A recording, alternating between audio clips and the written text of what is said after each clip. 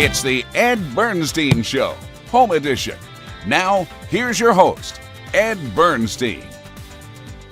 Hi, welcome to our show. Well, a few weeks ago, Gene Simmons from KISS appeared live here on our show, and he has an update. He's been a little bit ill. That COVID bug has been following him around. Let's hear what his experience has been. A little bit later in the show, David from the Sunlight Art Gallery, also from the Peter Max Gallery. So we're going to be talking a lot about art and music today. First, Gene Simmons. Back with Gene Simmons. And Gene, last time we talked, you were in the art gallery, and we were displaying some of your artwork at the An Amazing Gallery. And now I see you're in a different location, but what has intervened has been a little bug called COVID, correct? After we did the interview, right? Right. About 4 or 5 days afterwards, there's a good thing I got my Pfizer 2 shots and all that stuff, because I literally had no symptoms whatsoever. No headaches, no aches, pains, nothing. I had a sex change, but other than that, nothing. But you still have to, out of respect to everybody else, quarantine. So we flew in via private jet to LA and quarantined for, 10 or 14 days. And I'm perfectly fine. We're back to doing shows and everything. And because of that, we actually moved the art show, the Gene Simmons Artworks thing, to October 21, 22, and 23. And I will physically, in all my magnificence, will be there to greet and meet the fine folks who attend. And you will have plenty of antibodies, I'm sure. Yes, not anybody's, but antibodies. Did you have, this is the first time you had the COVID? You didn't have it before you got vaccinated No. a year ago, did you? So, No. It's interesting because I had it too, and was pretty sick. And then I even had reactions from the Pfizer each time I got it. And so you're really fortunate, and really demonstrating, what everybody is saying, that if you're protected, fully protected with the vaccines, that you can carry it, you can test positive, but more likely than not, you're not going to get sick. You won't be affected. No. The thing that the vaccine, we all have to learn this stuff. The thing that the vaccine does is like a seatbelt in a car. It won't prevent you from getting into an accident, but at least you won't die. Right. And every once in a while, if you get the vaccine, there might be a barking dog in the background every once in a while. Out in my house. No? But the vaccine will protect you from getting a tube up your butt or even dying horribly in a hospital. That's why vaccines work. But you might still get COVID. It's one of those things. I think it might become like the flu. You'll have to get your flu shot every year. And I just got my flu shot. Big deal. Boom. You get it once. I literally had no side effects whatsoever, but it also has to do with your lifestyle. If you're obesely overweight, which you're not supposed to say, if you're fat, you are at risk. You are at risk because your body's not healthy. So your immune system, is compromised. My immune system apparently is very good, so I felt nothing. See, if you're overweight and not healthy, it doesn't matter whether it's COVID, any virus, any disease, you're going to be more vulnerable. So what you're really saying is, hey, do your part, be as healthy as you can. Yeah, smoking, too much food in your belly. People use respectable words like overweight, and I'm part of the I don't care. There's a word that starts with F, and you're killing yourself if you have too much weight on. If you're overweight, if you smoke cigarettes, if you get high, if you get drunk a lot, your body immune system, and I'm no doctor, is going to be compromised. So you're going to get sicker. I've never been high or drunk in my life. Apparently my weight's okay. Probably have a few extra pounds, but I felt nothing. I just got a flu shot yesterday. Can't tell you the difference. Wow. You get a flu shot every year? Yes, I do. And my butt hurts every year. That was a joke. That was a joke. It's a joke. Don't get upset. Oh, he said, but oh my God, I'm so sick and tired of these politically correct times. Yeah. When is anybody going to be allowed to make a joke? That's what I want to, because I am a joke. I laughed at it. There's Paul Stanley, also singer from Kiss, also had COVID as well at the same Yeah. right Yeah, before but you did. he did. And I probably caught it from him, but he suffered. He had chills and body aches and stuff, but he's okay now. Good. Gene, how much difficulty does that cause? They get an intervening factor like COVID stopping a tour in the middle. Is there insurance that covers that? I mean, what really happens? More important than insurance, which is all about me, and all that stuff, is people's lives are affected. And that's the most important thing. You don't want to compromise people's health, first and foremost. Although in the current climate, you can't dictate to people what to do, which is unfortunate, but we'll let the politicians figure that out. I'm less concerned about insurance and all that. I'm more concerned about making sure that our fans are safe. So wear your masks, change your diapers, do whatever you got to do to stay healthy. I know you're in Las Vegas a lot of the time, and even in Las Vegas, you have a stadium that caters to a football crowd where they're saying, hey, if you're vaccinated, you can come into the stadium without a mask. And then the hockey team in their arena, they're saying, hey, no, we don't care if you're vaccinated or not, you need to wear a mask. Now, does KISS have a philosophy on this? We strongly urge the fans to stay safe and obviously get themselves tested before they come to the shows. But the laws are up and down in every city and every state. It's tough to get anything that's federally mandated because so far federal government hasn't made it a mandate. So we're in the same cesspool of misinformation that everybody else is. I see that it's actually 2 months from now, you're scheduled to be in Australia. Is that still happening? I thought Australia Yes. may be closed or open. Is it open or closed? Well, yeah, by the government says it's opening up by then in November. We pushed it back, I think, to March. I don't recall. When you go around the world, it's like sitting in a train and watching the trees go by. You have no idea. You just sit back and enjoy the ride and hope that people know where they're going. While you were quarantining on COVID, you have a chance to do some painting? I did not, but I did plenty in the year or year and a half that we had off while I was in Whistler.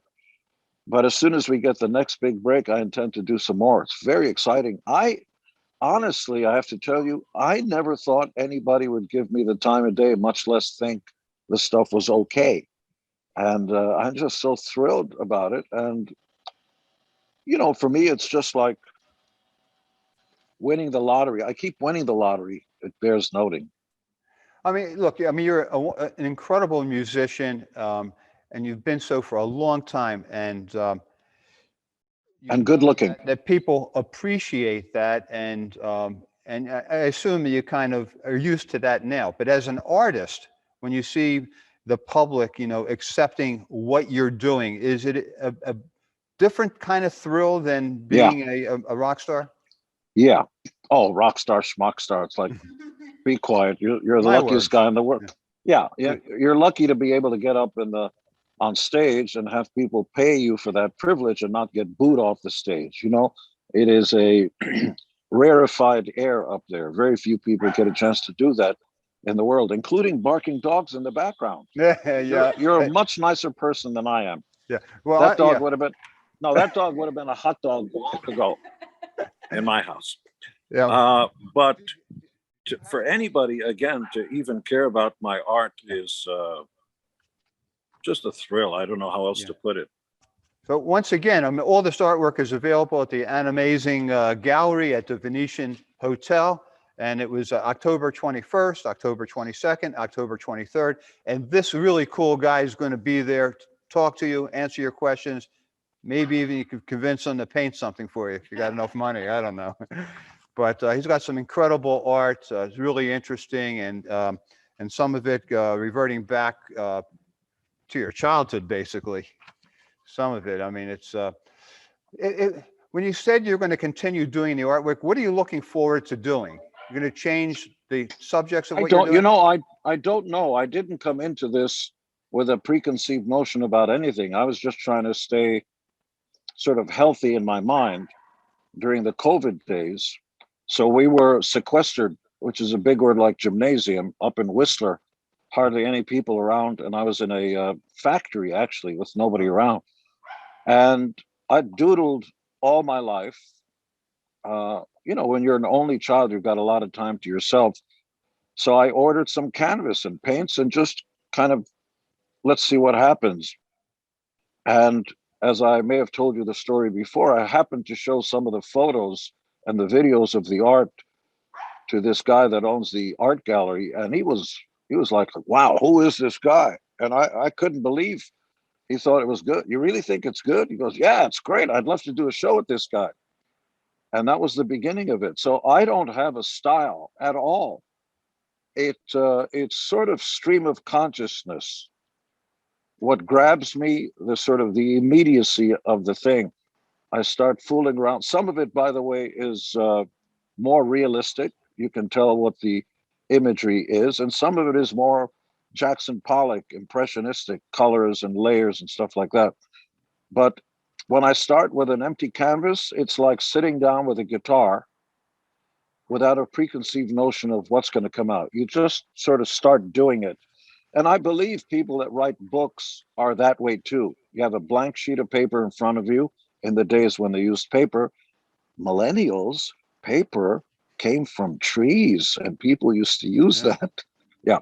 And so you sit there with a blank blackboard, sheet of paper, canvas, and you see what happens. And I think that's the most honest way of doing it. Yeah.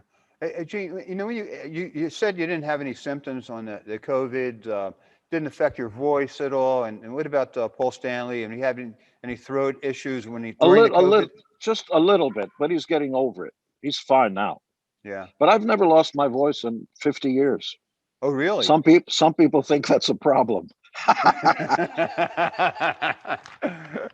Do you take precautions with your voice? No, I've never warmed up. I don't do me. No, I don't do any of that stuff. See, I mean, look, people do so much to protect those kind of assets when you're in a profession like yours. And, here, essentially, what you say is you stay healthy, you eat the right. That's really it. And then there's something called, it's the luck of the draw. Your DNA. You can't buy that in a supermarket. You're born with a certain DNA, and you're either more susceptible to physical and mental and other sorts of aches and pains, or you're not. Yeah. We're all affected differently. I'm a very lucky guy. I don't even get colds. I've never had an operation. I'm one of those guys you hate. Yeah. Well, you're one of those guys that I feel the opposite way about, since you and I are about the same age, and it's really, encouraging to see fellow person born the same year I was born, 1842. Yeah. We wish. And creating, an entirely new skill at it, Hey, you know what? You know what? Use it or lose it. I don't know about you, but if I'm running a race and I see the finish line coming ahead, speed up, for God's sakes. Don't slow down. Do your best work towards the end. So I'm closer to the finish line than I was when I first started. So, kick it up a notch. Gene, I love that paradigm you just gave. Love it. Because at our age, you're thinking about how much time I have left, how much healthy time I have left, and what am I going to do with it? Everybody should just shut up, get off your lazy asses, and get out there and move your body parts. Just move it. Use your brain, use your schmeckle, use it all. Just keep going.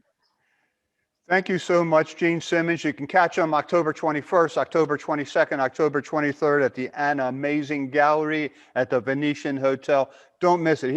The artwork is great, and this man is just unbelievable. So catch it. Thank you. We'll see you next time. Stay safe. You too. Bye-bye. Okay. Welcome back. Well, continuing our theme about music, art, etc. With me now is David Hakan. And David, you have been in the gallery business and the music business, both, right? I mean, Yeah. I know you have a relationship with the Moody Blues, Yep. Justin Hayward, and we've talked for years about that. And you're a man of many talents. You're involved in the Peter Max Gallery, and you've been dealing with Peter Max paintings for a long time. Yeah. And a TM teacher, and we'll talk about that in a minute. Yeah. TM being Transcendental Meditation. Behind me, I have this incredible looking piece of Raiders art, and you're doing this for a lot of the sports team here in town, Raiders and the Knights, right? No brainer. Correct. What exactly am I looking at? Well, we call it Sunlight Art Gallery, and it's an idea that came up a long time ago when I had the Peter Max Gallery over in the Forum Shops. I had seen something backlit, a painting backlit at a gallery somewhere, and I said to Peter, we were having a VIP event in New York City with some of the top collectors, and I said, I got this great idea. Why don't you do some paintings of some of your images on plexi, and then we'll put it in a light box and backlight it, and we'll surprise the VIPs, the collectors. And sure enough, he did about 12 of them, and they all sold at $40,000. Mm-hmm. So we knew there was something real there, and he never repeated that. We just sold those, I think, 10. Then over time, I've kind of collected some things backlit, had them in the windowsills with the light shining them, making them bright in the morning. And then during the pandemic, just kind of sitting around thinking about things and thought, this would be a great idea. And we started painting some of the images, some of the NFL images, helmets and so forth. And then it went from there, it evolved to where we needed to put some really creative painted backgrounds behind them to really bring it out. And then we started using the digital versions of the logos and of the helmets. And one thing led to another, and the friend of mine who is a NFL licensee and has been for many, many years, saw these and said, hey, let's talk to the NFL about this. NFL loved them. So we did all the teams. So we're at sunlightartgallery.com, don't have a storefront, right.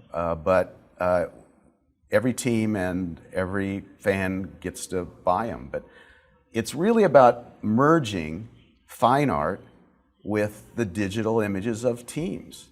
Because right now, if you're a fan, probably most of your fan stuff for your team is in the basement. This allows it to come up into the living room. This is something that's for the house. Right. Really pretty. Is there a challenge in doing for an artist to paint these on plexiglass compared to canvas? Well, we're actually they're not painted on this. Okay. They're printed on this. Right. But they're a mixed media, what we call a mixed media painting, with some painting and some digital, and it's all merged together into that image, and then it's put it's printed on. That technology didn't exist 5 years ago. Right. So this kind of replaces lithographs and seriographs. It's a new version. It's a new medium for sure. But I love it when I put this in. I've got them all over the house where when the sun comes in the morning or in the afternoon, and it just brightens it up. This happens to be in a light box right now, which is another option, another way to do it. It's on the website. But it was really designed for letting the sunlight brighten it up. But there's really no limit to what you can really capture on this. Correct. You can do musicians, you can do actors, anything, right? Exactly, and I didn't want to just start a generic gallery.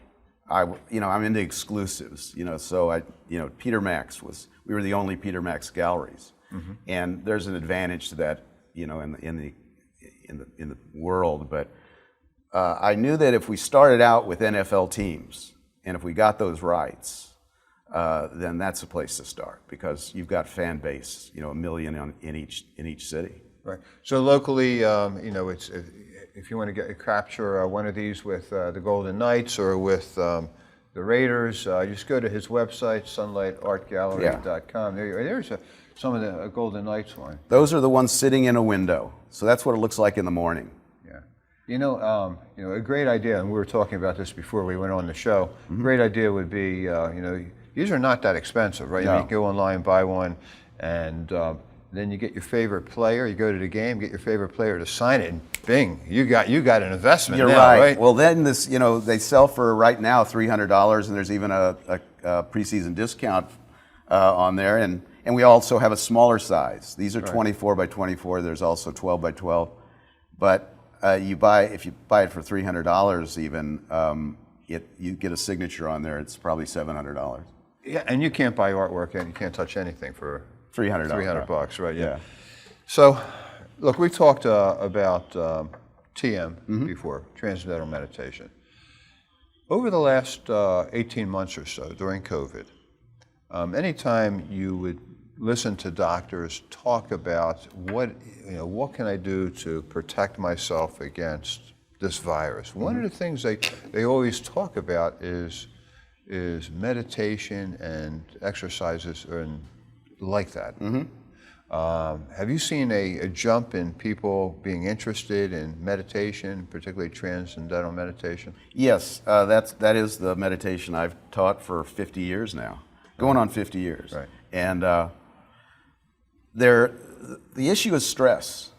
I just saw a thing 2 days ago where 89% of workers say they're overstressed. It's all about stress, and what TM does is it just very easily and naturally relieves stress. And so people who come to learn TM are dealing with some kind of stress, and that's usually, and about half the people that I've taught maybe in the last 5 or 6, 7 years have been referred by doctors because their blood pressure's high, Sure. hypertension, whatever, and stress messes up everything. So before they need to take medicine, why not try something medicine-free first? Natural. Yeah. It works, Yeah. We've got like 40 years of, what is it? It's about 420 peer-reviewed research studies from medical institutions and places like Harvard and Cambridge, and all of this is all about that validates the reduction of stress. Yeah, and I understand you're working with medical students now. Yeah, I've been teaching some medical students at UNLV, and it's so cool because these are brilliant kids, and they're given an opportunity through the wellness department there to choose any number of things that will help them, make it easier for them to get through this rigorous study. And a lot of them, a good number of them have been choosing TM, and it takes the pressure off. Now, I know this is an individual thing, but generally, if somebody wants to learn to meditate, how long does it take to really get into a groove with it? TM, the first instruction takes 4 days to learn. In the first instruction, you've done it. You've experienced this refinement of mental activity and this deep relaxation that's twice as deep as sleep. And because that's the first time you ever experience it, it's just very profound. And everybody learns and does it first just like that. It's because it's natural. And then there's 3 more classes after that. But you typically hear somebody would say, I just can't meditate. I just can't do it. I can't concentrate. I can't be quiet like that. My brain just takes off.